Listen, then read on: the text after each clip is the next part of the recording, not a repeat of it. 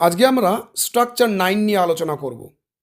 আগের যে স্ট্রাকচারটা ছিল সেটা হচ্ছে subject plus was were plus not plus adjective.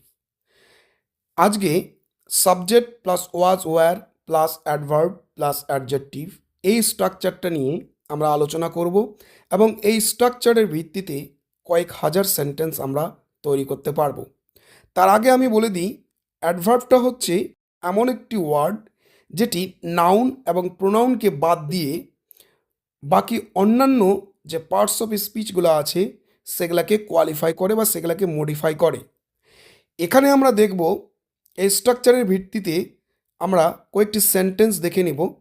যেমন এখানে আছে আই ওয়াজ ভেরি হ্যাপি, আমি অত্যন্ত সুখী ছিলাম।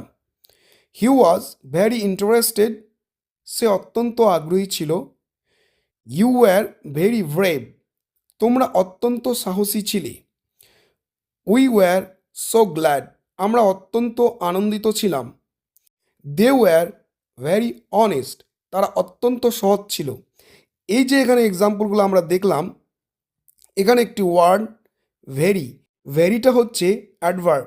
এখানে ভেরিটা কোয়ালিফাই করেছে হ্যাপিকে, ইন্টারেস্টেডকে, ব্রেভকে অ্যান্ড অনেস্টকে অ্যান্ড বিজি।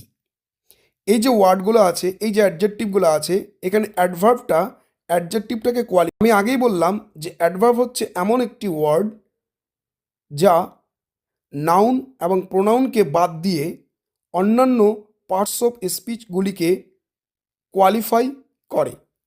এখানে তাই করেছে, ভেরি হ্যাপিটাকে কোয়ালিফাই করেছে, ভেরি ইন্টারেস্টেডকে কোয়ালিফাই করেছে বা মডিফাই করেছে,